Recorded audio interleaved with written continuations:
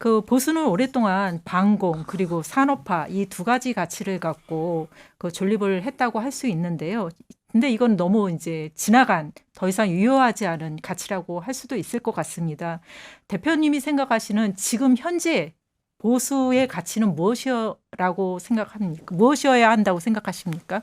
보수의 가치는 간단한 거예요. 우선 한국에서 제일 중요한 것은 우리나라 헌법이 민주공화국이죠. 민주공화국입니다. 우리나라 사람들은 이 민주에만 신경을 써요. 그러니까 민주에 해당하는 게 자유, 그다음에 민주주의, 민주화, 정의를 세운다, 뭐 이런 종류일 거예요. 공화국을 좀 소홀히 하는 경우가 있습니다. 공화국을 유지할 수 있는 국민들이 있어야만 공화국이 유지됩니다. 공화국을 유지하려면 첫째 사람들이 법을 지켜야 돼요. 그리고 유능해가지고 돈벌이를 해야 됩니다. 또 교양이 있어야 돼요. 이런 부분에 대한 교육이 필요해요. 그래서 한국의 보수 세력은 공화국을 소중하게 여기는 사람입니다. 민주주의를 소중하게 여기는 사람은 일단 그걸 진보 진영에 맡겨놓고 그러면은 우리가 해야 될 일은 공화국을 어떻게 지켜내고 공화국을 어떻게 유지 발전시킬 것이며 공화국이 유지되려면은 뭘 해야 되느냐, 그런 국민들을 어떻게 만들 거냐. 이 교육이 굉장히 중요합니다.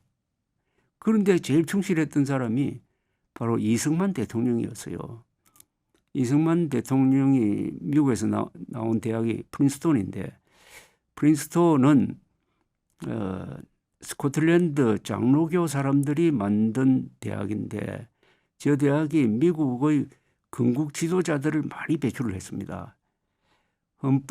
미국 헌법을 기초한 제임스 메디슨도 프린스톤 출신인데 이승만 대통령은 프린스톤에서 있으면서 바로 공화국, 어떻게 보면 공화국 시민들을 어떻게 만들 거냐 하는 걸 들여다보고 이분이 대한민국을 건국하고 나서 한 정책이 바로 교육이죠. 네. 이승만 때 학교를 많이 만들고 남녀공학을 실시하고 이승만 때 6.25 사변 때도 언론 검열을 안 했어요. 네. 세계에서 이런 나라 처음입니다. 왜 안 하느냐? 공화국의 시민 자질을 얻으려면 실수도 해봐야 된다. 그리고 6.25 전쟁 중에 선거를 했습니다. 대규모 선거를 했어요. 이게 다 민주주의를 가르친 사람입니다. 이 사람이. 그런데 나중에 민주주의를 파괴했잖아요. 민주주의를 부정선거로. 파괴한 게 아니라 그때는 이승만 대통령이 이미 당선이 됐고 그 밑에 과잉 충성분자들이 부통령 선거를 조작한 거예요. 그래서 그걸 알고 물러났잖아요. 이승만 대통령 스스로 물러난 거 아닙니까? 부상 학생들을 만나가지고 불의를 보고도 행동하지 않는 나라가 희망이 없다. 그러면서 그 사흘 뒤에 스스로 물러났잖아요. 예. 그 성장을 통한 물질적 풍요, 이게 보통 보수는 이런 거를 추구한다고 생각을 했는데 지금 그것보다 뭐 교육이라든가 다른 이야기를 많이 해주셨습니다. 근데 지금 현재 이재명 정부가 이제 성장 이야기를 많이 하고 있잖아요. 근데 한편에서는 그러다 보니 지금 우리 사회가 계급 사다리가 끊어져 있다.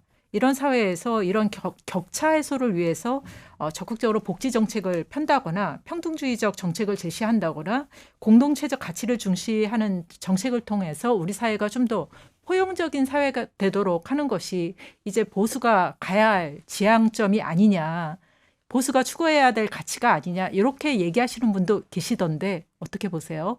보수가 추구할 가치는 네. 그런 식으로 네. 자기 나름대로 이야기할 게 아니고 네.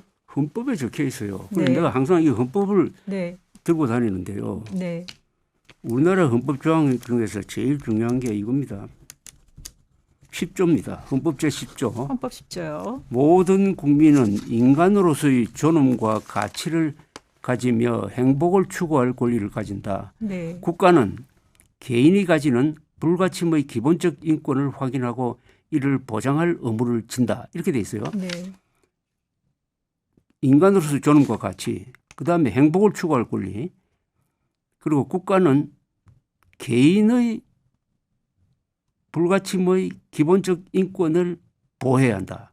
딱 이렇게 되어 있습니다. 이걸 합치면은 결국 개인의 자유, 개인의 복지, 그게 더 한 걸음 더 나가서 행복하게 살 수 있는 조건을 갖추는 게 거의 보수 이런 데 얽매일 필요 없어요. 이거 헌법적 가치예요. 개인의 인권을 굉장히 소중하게 여깁니다. 여기는 개인이란 말이 많이 나옵니다. 우리 헌법에는. 그래서 보수의 가치는 개인의 자유와 개인의 책임입니다. 그러니까 개인을 놓치면 안 돼요. 네. 다만 민주 이런 걸 주장하는 사람은 이제 집단을 중요시하는데 네. 우리 헌법은 개인 그리고 국가, 사회라는 말은 또 별로 없어요. 한국에서는. 그 마가렛 대처 총리가 어떻게 보면은 이 세계 보수주의의 하나의 철학을 구현한 사람인데 그 기자가 이렇게 물어요. 어떤 문제가 있을 때 그거는 우리 사회의 책임이 아닙니까? 이렇게 물어요. 거기에 대해서 대처가 뭐라고 이야기합니다. 이렇게 이야기해요. 아니 사회가 어디 있습니까? 우리 여기에 있는 것은 가족과 국가밖에 없어요. 이렇게 이야기합니다.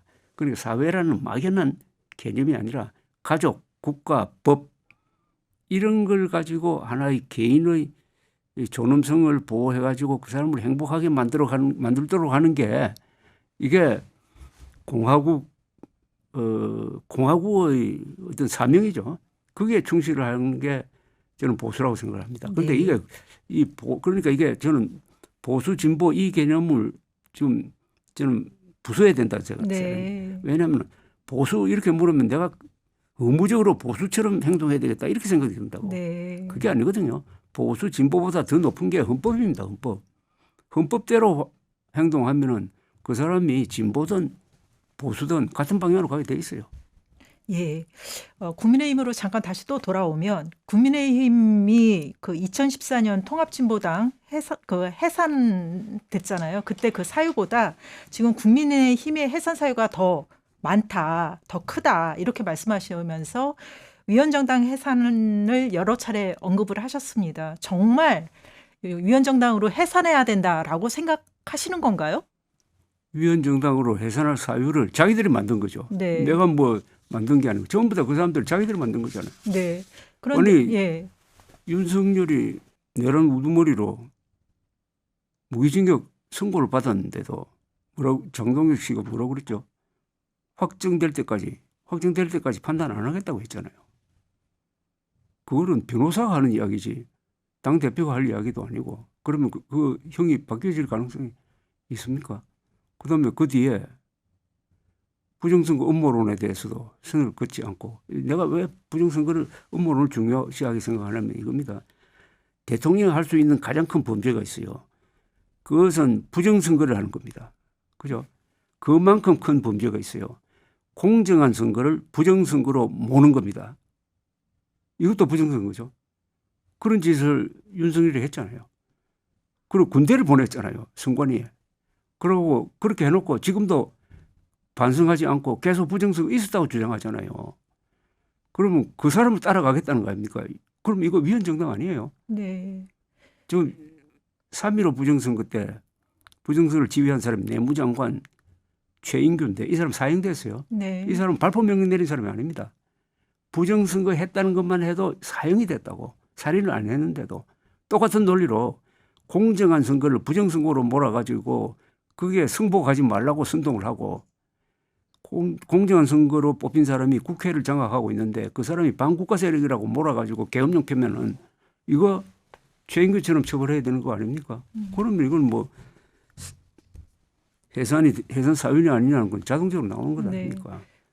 네. 다만 민주당 입장에서 보면은 국민의힘 해산할 이유가 없죠. 계속 있어줘야 계속 좋은 있어줘야 거죠. 네네. 이거 완전히 놀이개고 귀염둥이고 도우미 역할만 알아서 해주잖아요. 지금 집권 세력이 네. 제일 거부하게 여기는 한동훈 전 대표를 제명까지 해주니까. 네.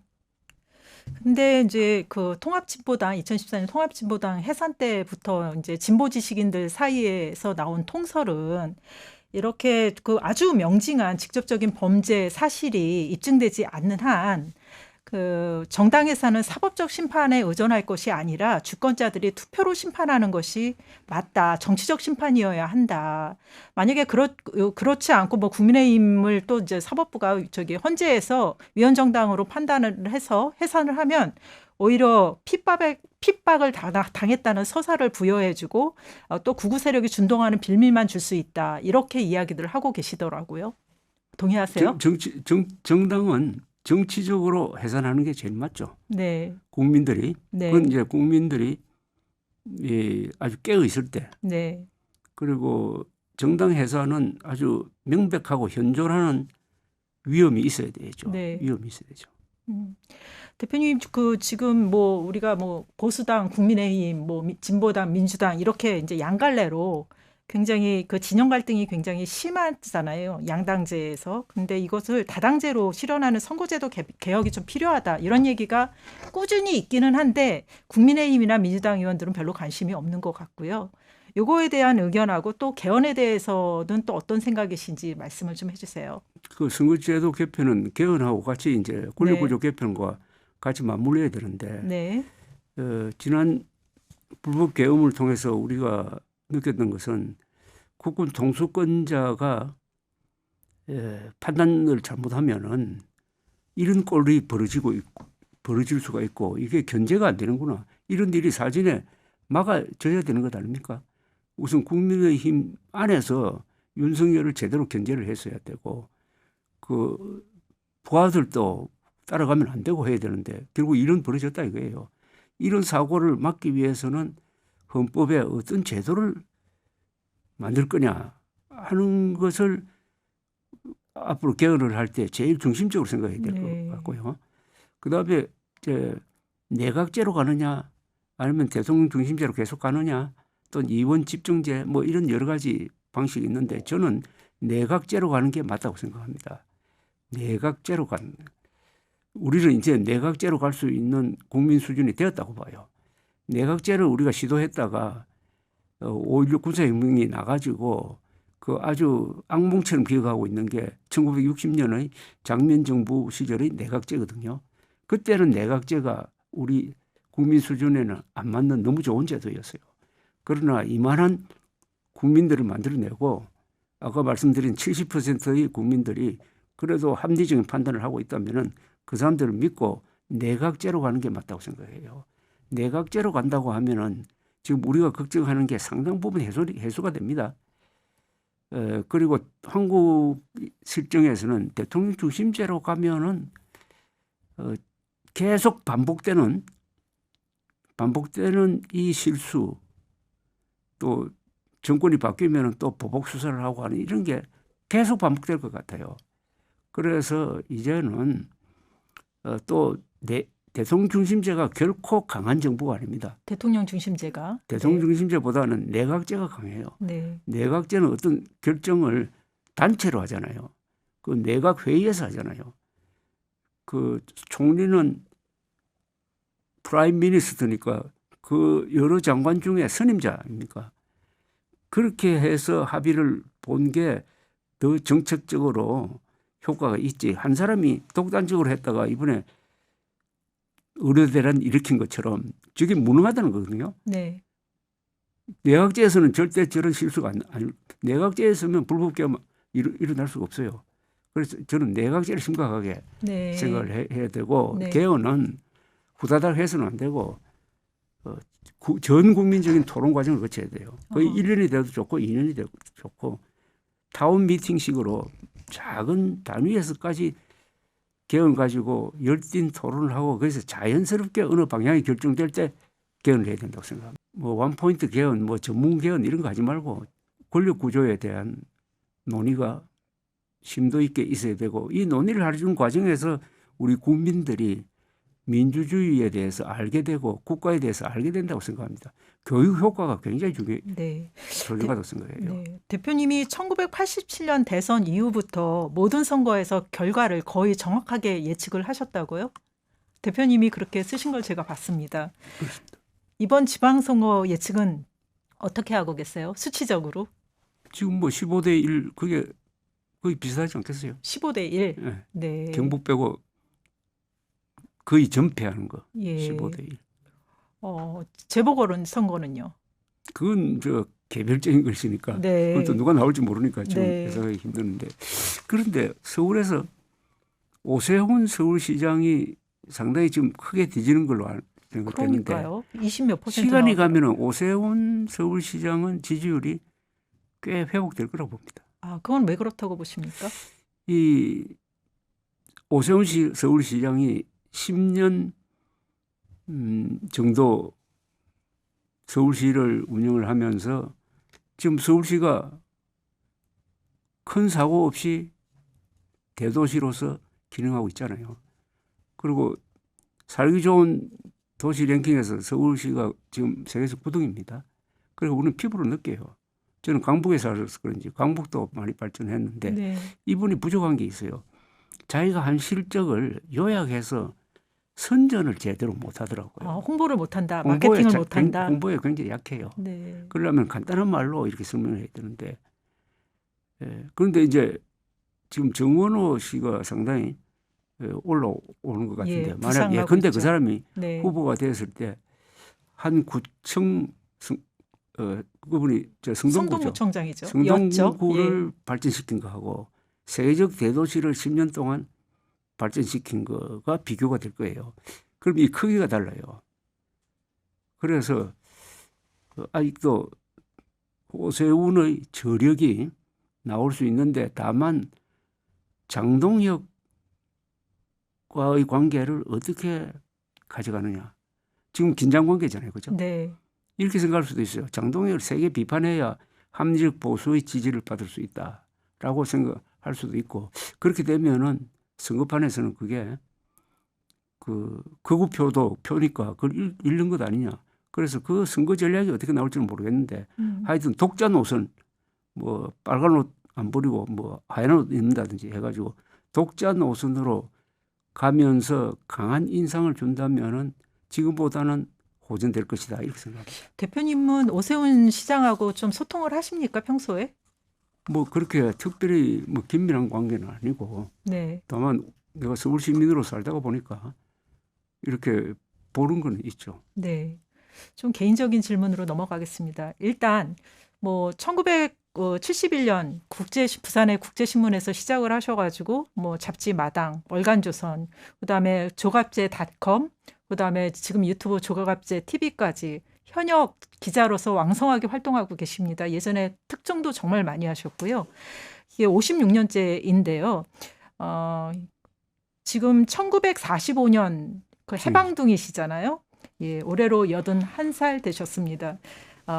어떻게 이렇게 왕성하게 활동하실 수 있는지 지금도 유튜브에 매일 뭐 새벽 3, 4시에 예, 그 콘텐츠를 올리고 계시는데 그 활동의 비결이 궁금합니다. 저는 호기심입니다. 호기심. 네.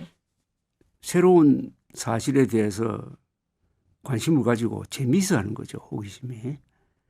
그런데 요새 저는 이란 전쟁을 유심히 살펴보거든요. 어쨌든 그런 걸 보면서 제가 역사에 또 관심이 있어요. 역사와 기자라는 직업은 굉장히 밀접합니다. 기자가 쓰는 하나하나의 기록이 나중에 이 역사가 돼요. 그리고 기자는 기사를 쓸 때 역사적 맥락 속에서 기사를 써야 돼요. 그러면 이제 숲과 나무가 이 조화를 잘 이루는데 그리고 저는 한 주제보다는 여러 주제에 대한 관심이 많아요. 뭐 야구라든지 권투라든지 뭐 트로트라든지 뭐 이런데 그리고 저는 사람을 좀 긍정적으로 봅니다. 누구를 뭐 그 사람의 정책이나 말은 미워하지만 인간 그 자체를 미워할 생각은 조금 자제하려고 그래요. 그리고 무엇보다도 대한민국이 세계에서 가장 많은 기사를 생산하는 나라예요. 그런데 다행히 대한민국에서 생산되는 기사는 긍정적인 면이 많아요. 절망적인 것보다는. 그런데 그러고 하면은 그게 좋은 방향으로 가요. 이번 우리가 비상계엄 사태도 그렇지 않습니까? 네. 이걸 우리가 얼마나 잘 극복을 하고 있습니까? 소란스럽지만은 민주주의는 소란스러워야 되거든요. 시행착오도 하고 막 격돌하지만은 결국 선거를 통해서 서로 결정이 되고 법원 판결을 통해서 결정이 되면 그게 승복하고 하는 이런 게 있으니까 대한민국에서 기자 생활하는 것은 가장 재미있고 보람된 거예요. 네. 하루하루가. 더구나 그래서, 요새는 예. 뭐 핸드폰이라든지 뭐 인터넷이 있어가지고 실시간으로 들여다 네. 보니까 아유, 그래서 왕성한 호기심이 비결이시군요. 예. 건강은 괜찮으신 거죠? 괜찮습니다. 네. 아까도 보니까 큰 배낭에 뭘 잔뜩 지고 오셨던데 거기 다 뭐 취재거리입니까? 그건 주로 책, 책. 뭐 자료, 뭐 요새는 배터리 뭐 이런 것들이 있죠. 아, 뭐 어디 이동하시면서 계속 보시는 거예요? 근데 저게 짊어지고 다니는 게 저게 습관이죠. 음. 그 여성분들이 핸드백 들고 다니는 거하고 뭐 비슷하죠. 예, 그렇군요.